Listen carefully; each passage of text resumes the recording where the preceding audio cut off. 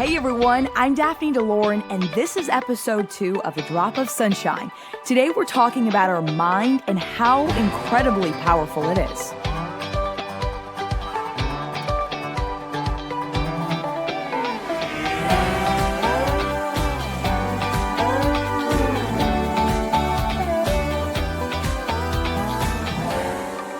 Purpose exists in everything and everyone. If you're listening to this right now, you're gifted with a beating heart and a very particular purpose. We were all created uniquely with gifts and talents no one else on this earth has, and one of the biggest tragedies is passing through this life without meaning or purpose. Most of us are influenced by family, friends, or other relationships on what we're supposed to do with our life or who we're supposed to be. This affects our careers, hobbies, and relationships. I don't have all the answers, but my mission is to help bring you truth and closer to your purpose, one drop at a time.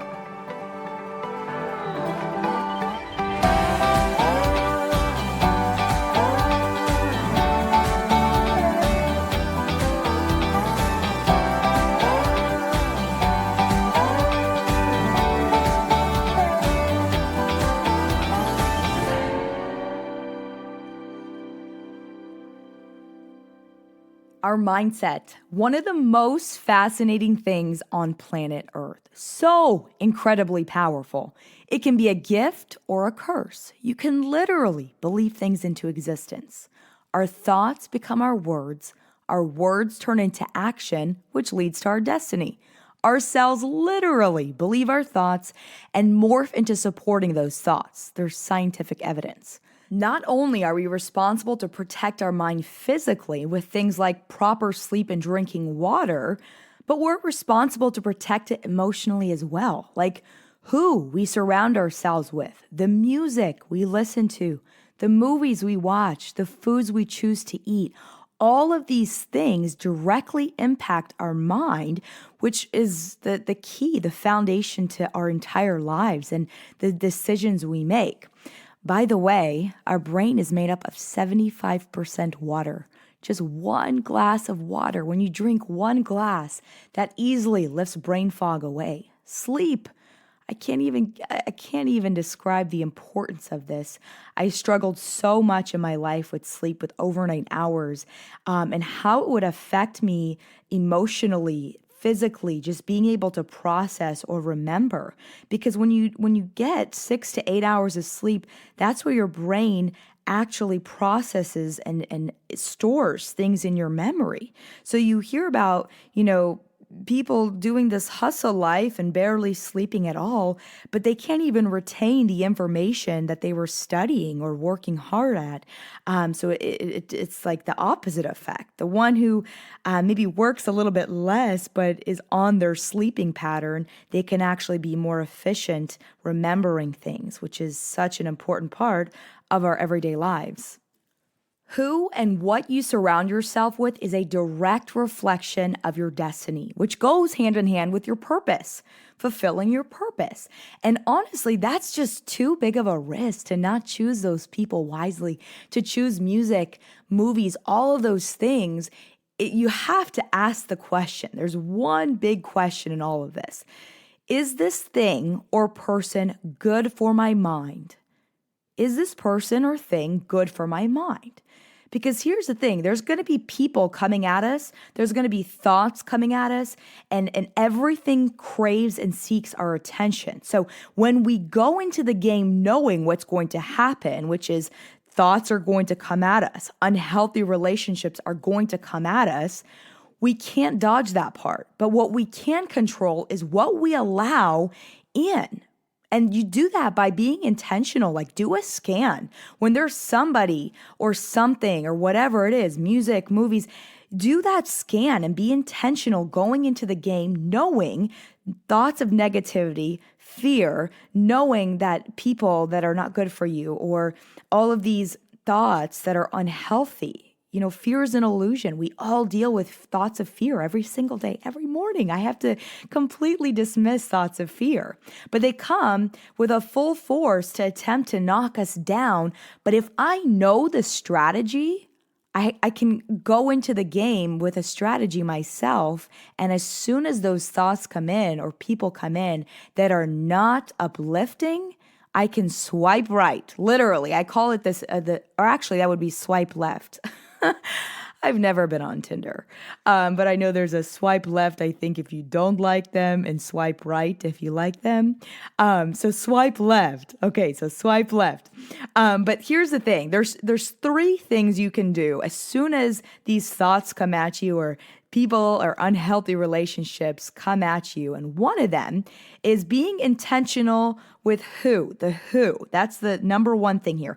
Who is this person that I am choosing to surround myself with? Because it is a choice. But your time is a token of your love. When you choose to give somebody your time, that is time you can never get back. So you better choose that wisely. 2, if a thought is not loving or peaceful, plain and simple, it's not from God. So without even thinking twice, you swipe left and you dismiss those thoughts.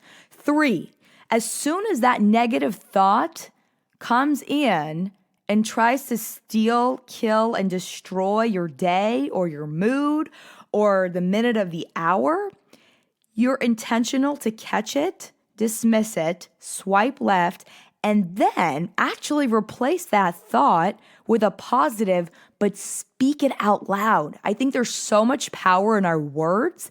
And when we speak and demand something out loud, our cells, and there's a place in our subconscious mind that literally conforms to support it. So when you think negative or this, thoughts of defeat come or thoughts of your past of how you're not capable or you're not worthy or your life is insignificant, you catch it and you speak the opposite. For example, instead of what if I fail, ask, what if I succeed?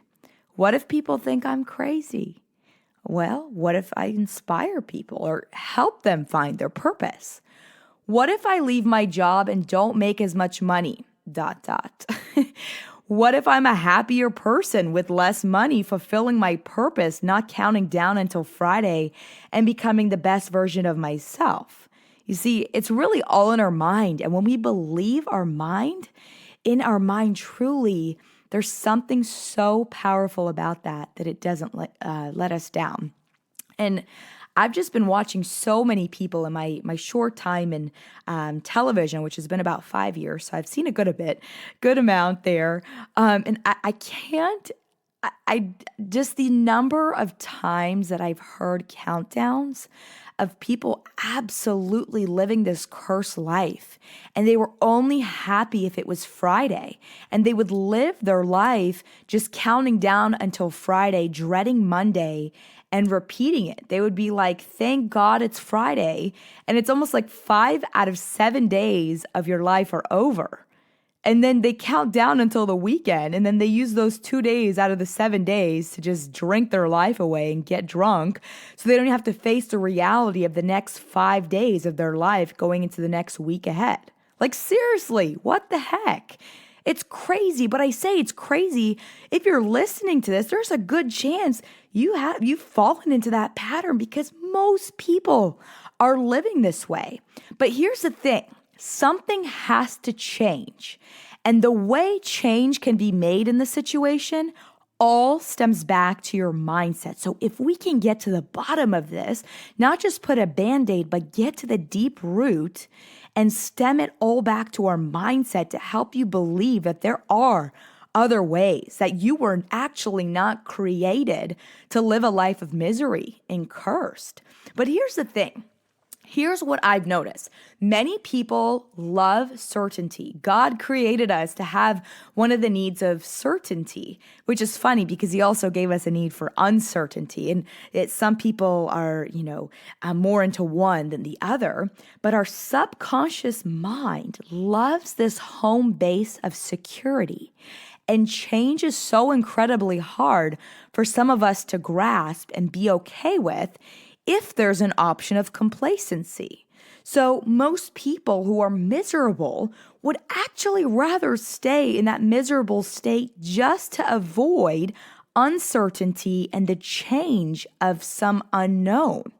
But what if I told you that it takes that risk. It takes I almost picture myself just punching this bag and trying so hard to overcome those thoughts that are trying to keep me in this comfort place. Because think about it, when you're not working out, it's pretty darn comfortable. But if you're giving everything you have to jump over this, obstacle, that's what it's going to take with your mind. It's like stretching your mind to a really uncomfortable place, and being comfortable being uncomfortable is honestly what I think most people have to do, which people don't like that.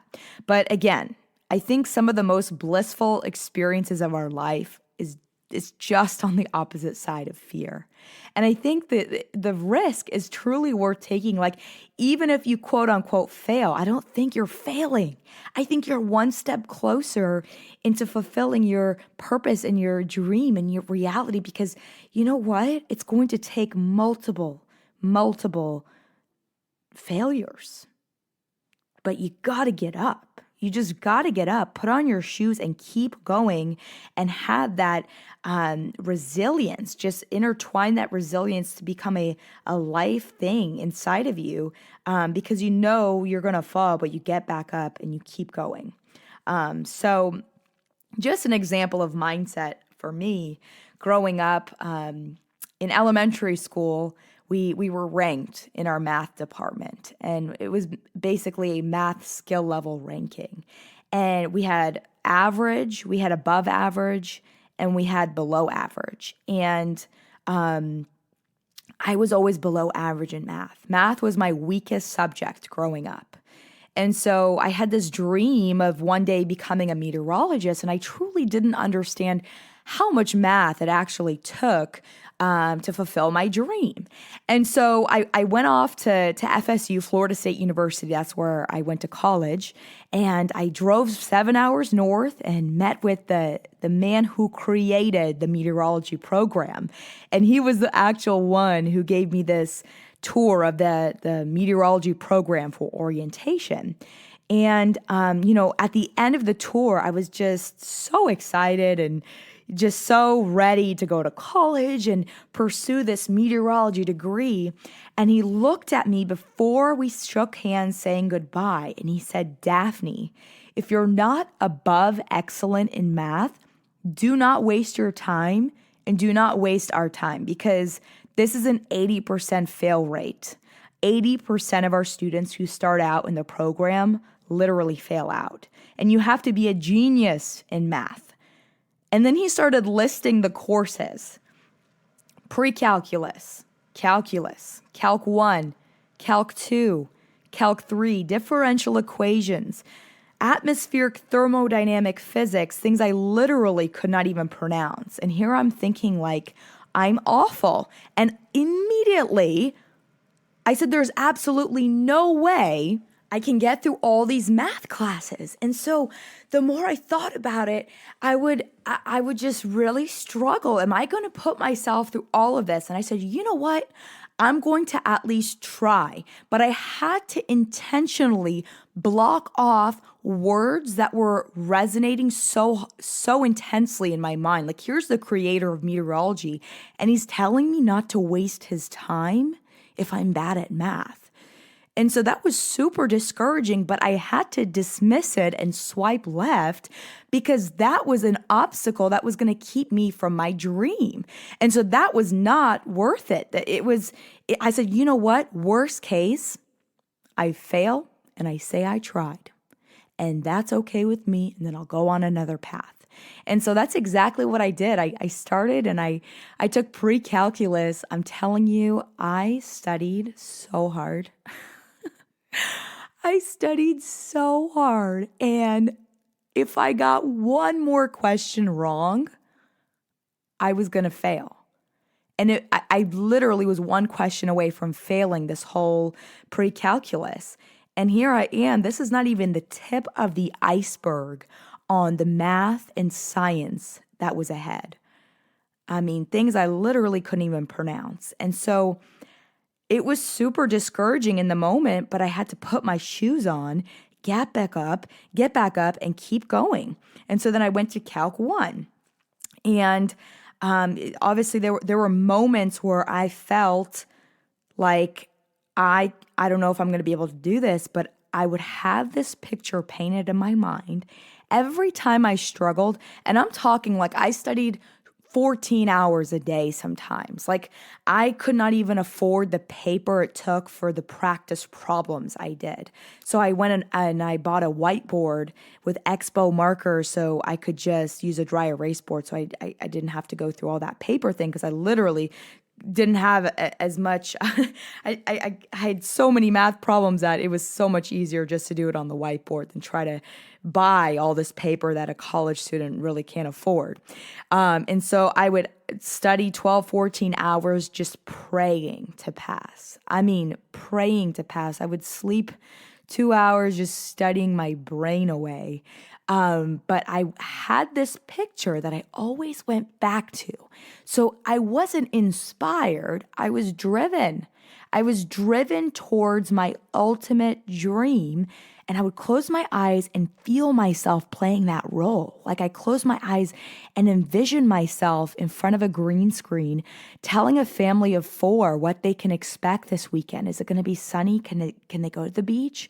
And so I would close my eyes, visualize that, and picture it, feel it actually happening. And so that drove me because here's the thing.